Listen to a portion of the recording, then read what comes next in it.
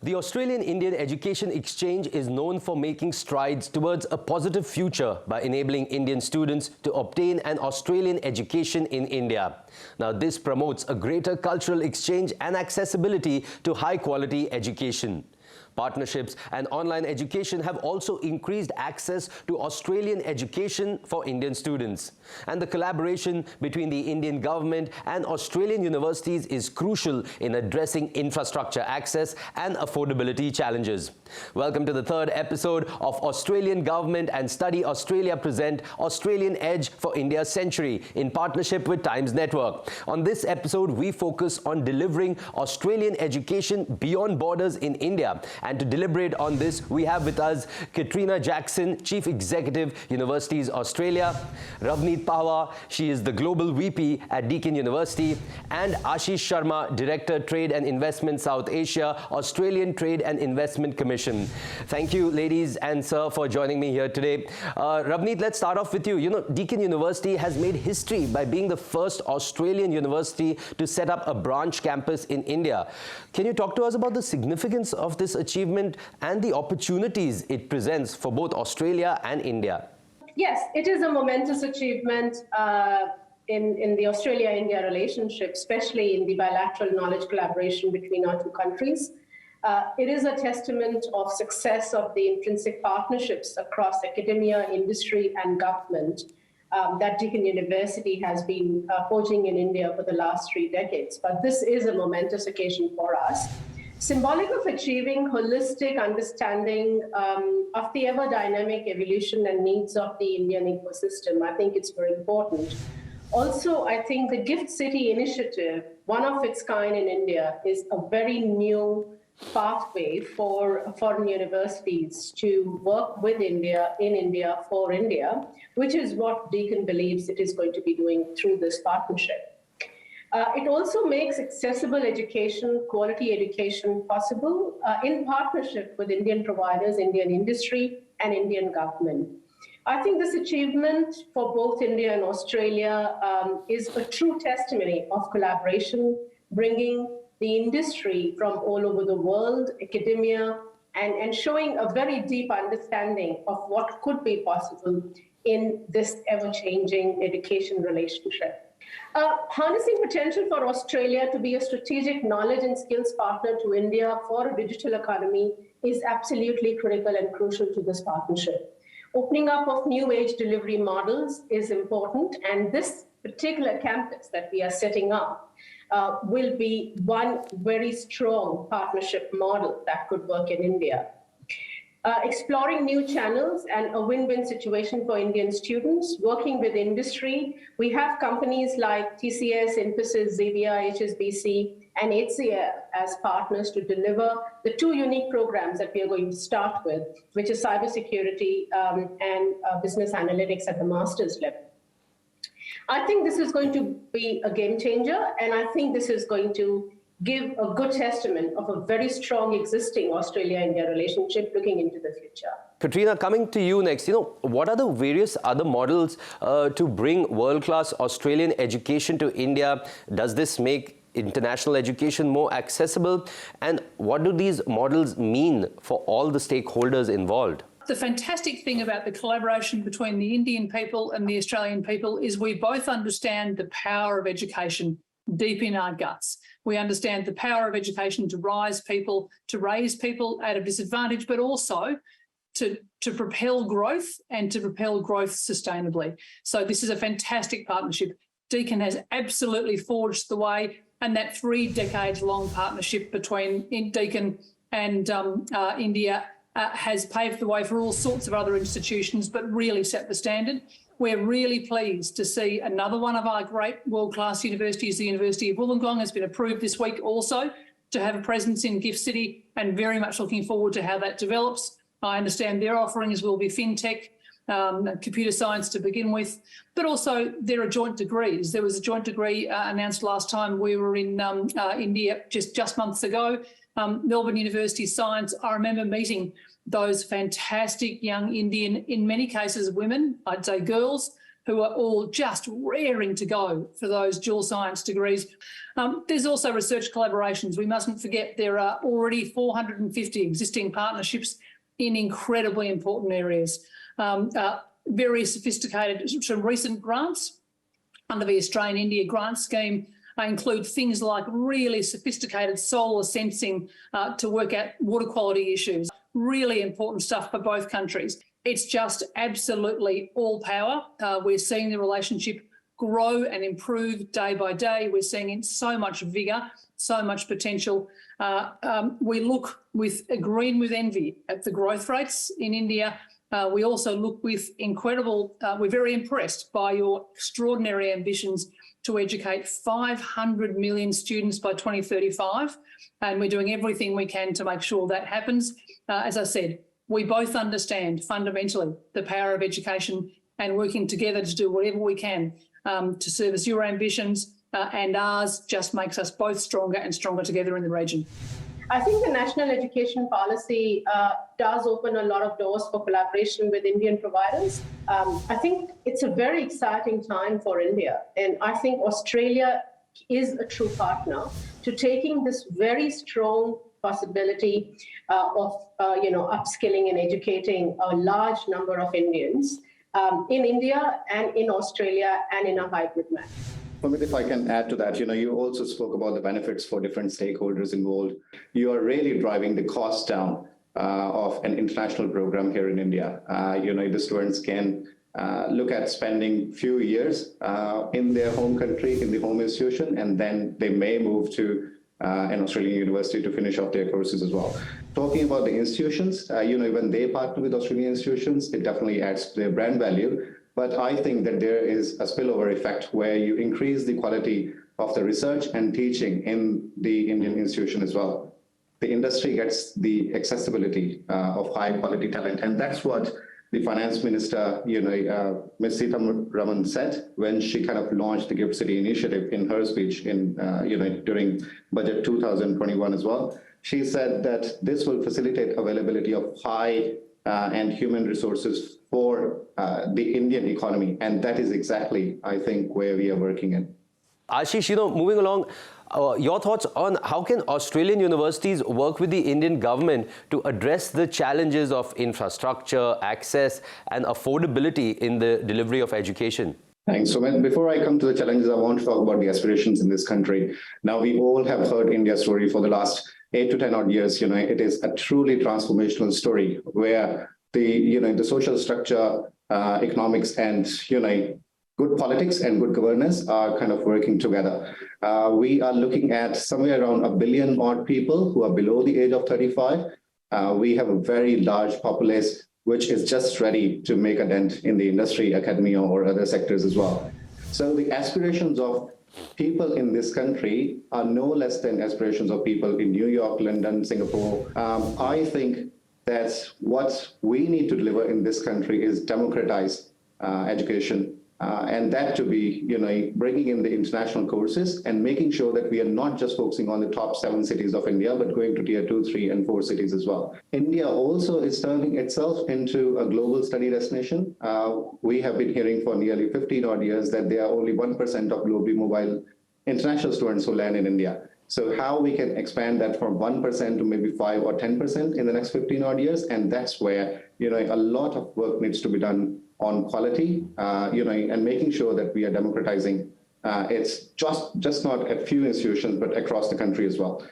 Talking about the challenges, the first is infrastructure. So if we have to deliver something here, the first thing which we would need is land. So do we have the state governments who are open to have a conversation with us? Do we have access to the land? And what are the incentives being given to the foreign providers to access that land as well? once we'll bring in the institution in a particular state or part of the country, it is definitely going to have a spillover effect on other local institutions as well, because there will be cross-collaboration. We'll be talking about research, and then we can talk about cross-teaching as well. The second big thing which you spoke about is access. I think in the last 6 odd years, India has done a great job in EdTech sector. This sector has really expanded the reach of the institutions or the teachers to every single corner of this country as well. The last thing is the affordability. So if we are working on economies of scale, and that's where I'll kind of stack up all of my arguments. So you bring all the students who are not in the bigger cities, but in the smaller cities and towns and villages of India as well. You kind of, deliver them education at scale. So that will bring the cost of delivery of education and the price for the students overall down as well. The next thing could be teacher training, because we have a very large pool of teachers in this country. But are they looking at what the skills of the future are going to be? Are we really training them there? And what we can do are to bring teacher training programs and world-class curriculum from Australia to India. As we get into wrapping up this panel, I'd like to come to all the three panelists, starting with Katrina.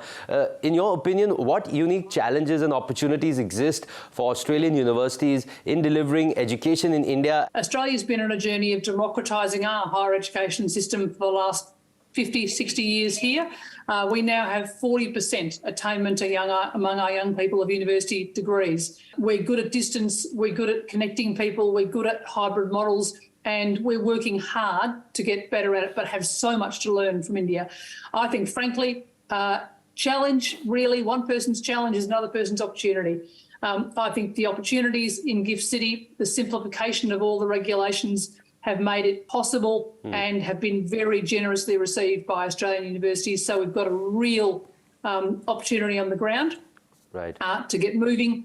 And if there are challenges, I feel absolutely confident with a level of connection and commitment from both sides at the absolutely highest levels, we'll deal with those challenges in a way that is both advantageous for India and advantageous for Australia. Fantastic. Ravneet, if I could get you in with your thoughts. I think access to Australian education platforms and understanding, what the framework of Australian education is and how that fits into the Australian framework and how Indian fits into the Australian. So I think there we have qualification recognition work happening, and I think that's really, really important. I think the bureaucracy and the regulatory environment in both countries can be simplified so that, businesses can happen, education institutions can work together. So I think these are some of the challenges. But when I see the opportunities, I feel the socio-cultural similarities between our two countries, the friendly and cordial bilateral relations that Katrina mentioned. I think Australia being a flavoured destination for Indian students anyway, but I think also Australian institutions really focusing on India and wanting to work with India, I think is a really strong step. Great, lovely. Ashish, coming to you as we wrap up this part of the conversation, your thoughts on the same question. Thanks, Sumit. I think Katrina and Ravneet have already touched upon that, but let me take you to the regional view. We have received a big streak of success in Sri Lanka. We have gone from just 10 odd transnational education partnerships to about 31 last year. We have seen those models working very well, and we made sure that we keep on bringing international courses and those opportunities to the students in Sri Lanka. Then from Sri Lanka, I'll go to Bangladesh as well, because in 2014, Bangladesh has passed Private Universities Act. And as it would happen with any emerging market, from passing of the act to really executing the strategy, it took us nearly 5 to 6 odd years. But as soon as we had the first partnership through, we have seen just 4 or 5 partnerships over the line in the last 1 odd year as well. And that is something which we think we can do in India. While we are looking at India as a market, we should not forget the diversity of demand which is existing in different states, pockets, cities, or just the aspiration of the students as well. And we need to make sure that we are providing them access and high quality education to make sure that their aspirations are met. Where we are talking about the opportunities, although we can talk about a lot on ideation to delivery and all that stuff, but let me leave you with last comment that we can deliver things at lesser cost when we are looking at scale, and we can help the Indian students to access global opportunities and access global networks, because we think that in the next 25 odd years, the students who are today, they're going to be the business leaders for tomorrow, and they'll be having global careers. They are not going to just operate in their in their neighborhood, but they are going to operate at the national scale first and then the international scale as well. And that is exactly where we want to create the value. Spot on, Ashish, because the aim is that no country, no city, no organization is just local anymore. It's all global. So it's great that future global leaders would be getting these inputs from an earlier stage. Well, that's all on this part of the discussion on Australian government and Study Australia present Australian Edge for India's Century in partnership with Times Network. But the conversation continues on the other side. Till then, thank you so much, Ashish. Thank you, Katrina, and thank you, Ravneet, for being here. To our viewers, it's time for a very short break. Don't go anywhere. We'll be right back.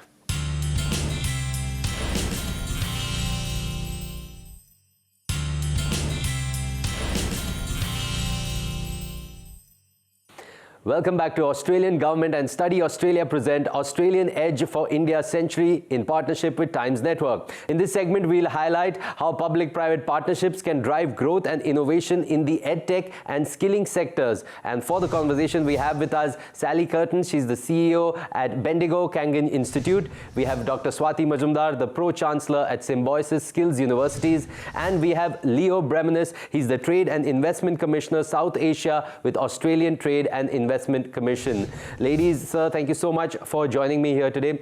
Leo, if we can start with you, can you discuss some of the key trends and innovations that are driving the EdTech and skilling sectors in India and Australia, and how providers and industry can work together to create more opportunities for upskilling and reskilling? Sure. Thank you, Sumit, and it's a pleasure to be here. So starting on the trend, that is India's huge growth as it comes into turning 100 years old at the middle of this century. And that growth is centred on its workforce. It's predicted that by the middle of the century, 25% of the global workforce will be coming from India. And by 2047, so exactly on 100 years, India's workforce will be 1.5 times the size of the entire population of Europe. So there is huge trajectory in what India is looking at, and that's being reflected in India's skilling policies across the national education policy that commits to 50% of tertiary and secondary students having touch points with vocational education, the University Grants Commission, the Sector Skill Council, and a number of other areas where India is really pushing towards enhancing its workforce and taking charge of this growth. The innovation now I'd like to speak about is Australian vocational education and training. It is world-class, and what makes it different and innovative is that it's designed for industry, by industry. The innovation that differentiates us in vocational is units of competency. So they're the building blocks of the training that we provide. And what they mean is that students have to take their learnings to the workforce and show hands-on experience to get credits. And they're graded on their competency in different units. And that means that they're deployable in the workforce and that they're ready to work. So we can see there's a big link between the trend and the innovation between Australia and India. And to tie that all together, I know part of this panel is on EdTech, but that is a bridge for us. So in EdTech itself, that is a way that Indian workforce and learners can access Australian training. So to give one example, Deakin, we know, has partnered with Upgrad to launch an MBA, a Master of Business Administration. And what that means is that Indian learners can access the full Australian course, the full qualification, without leaving India and without being away from their families as well. So that's one of many ways we can work together and one of the many ways that we can partner. Great. Thank you so much, Leo, for those important insights to this discussion. Sally, if I can bring you in now, how can public-private partnerships help to drive growth and innovation in the EdTech and skilling sectors? Thank you for having me. I've actually just returned from a skills delegation to India last month. A couple of the examples I have first-hand experience with is VetAssess. So VetAssess is Australia's largest assessment organisation and has been working with the Skills Ministry in India and also the National Skills Development Corporation to build the capacity of the vocational education sector. Also, VETAssess recently signed an MOU with the Confederation of Indian Industries, where we're working now to assess people for their readiness to work in industry. So they're two examples for VETAssess. Our own institute was one of the first to sign a joint venture with Maruti Suzuki and the government of Gujarat, where they created the International Automotive Centre of Excellence. And that's effectively built off this centre I'm joining you from today. I've got our new electric vehicle lab behind us. And it was about 10 years ago that Maruti Suzuki came out to Australia, saw what best practice vocational education looked like in automotive and said, we want one of these in India, and went about the long-term task of creating a new centre. And as part of that innovation and partnership with us, they've been able to design their centre based on a model that works very well here in Australia. It's always of mutual benefit when there's great partnerships. Swati, in your view, what role should government policies and initiatives play in promoting collaboration between India and Australia in the edtech and skilling sectors? And how can we ensure that these policies are effective in driving growth and innovation? Personally, I feel that since the pandemic, the way of doing business has changed in India and all over the world. And just as much as students, even working professionals need to learn the new way of doing business. And there is a huge opportunity for upskilling because each one of us needs to update ourselves with latest technology, with the global trends, and what are the new things that are happening in the market. Having said that, I feel that the government needs to come out with more proactive and conducive policies so that industry and academia can work together to understand the requirements of these changing trends, number one. Number two is also be able to update the curricula and the syllabus so that what is delivered in the form of skilling through technology, through edtech, is relevant to the latest job roles and the requirements of skills and competencies in the industry. And it's great that you pointed out about the government, because yes, it's so much required, this government support to help this large working population in India that Leo spoke about at the start, to help that population do the best that they can. Leo, coming back to you, how can Australian providers leverage their expertise in the edtech and skilling sectors to create new opportunities for collaboration and growth in India? And what are some of the challenges that they may face in doing so? Here at Austrade, we need to support providers by being industry-led, and that's the best way to look at it. And that's everything from that tangible hands-on experience, but it's also looking at what the career pathway is. And I'd commend Symbiosis on the, how many students of theirs go straight into employment after their learning. To this end, we've identified some key sectors for Australian providers to look at as well to create opportunity and to partner with India. So that ranges from future health, future tech, future manufacturing, logistics, energy and resources, and executive education as well. One challenge you asked about that is, I think, navigating India as a market. As per some of my stats earlier, it's a huge country. There are many different market entry pathways for education delivery, EdTech being one of them, of course, and plenty of different partners to look at. So I'd like to emphasise one program that the Australian Trade and Investment Commission is leading, which is the Australia-India Future Skills Initiative. So what we're trying to look at is we're supporting Australian providers in the vocational and dual sector university space to partner up with India. And a big part of that is looking at different market entry pathways, exploring collaborations like with Symbiosis to find the best way to triangulate our supply, India's demand, and industry drivers as well. Great, that's great to know, Leo. But as we wrap up this conversation, I'd like to come back to Dr. Swati Majumdar. What impact do you think these collaborative partnerships will have on the future of education and employment in India and Australia? And how can we ensure that they continue to drive growth and innovation in these critical sectors? Yes, I think the impact is going to be very positive. Number one, I feel that the Indian students will be able to get the best of best in the area of vocational education and skilling through the collaborations with the Australian agencies and colleges and universities.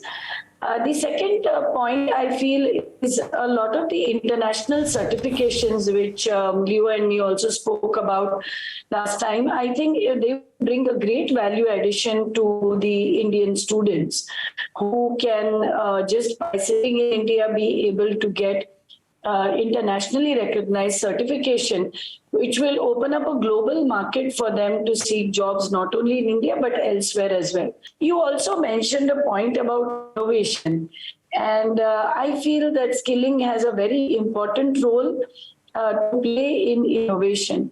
I have personally seen it in the Symbiosis Skills universities, and I'm sure my colleagues, the panel will agree, that when students actually work on industry problem statements, when students do things with their own hands through experiential learning, they often come out with ideas which are very innovative, where they can actually start their own businesses.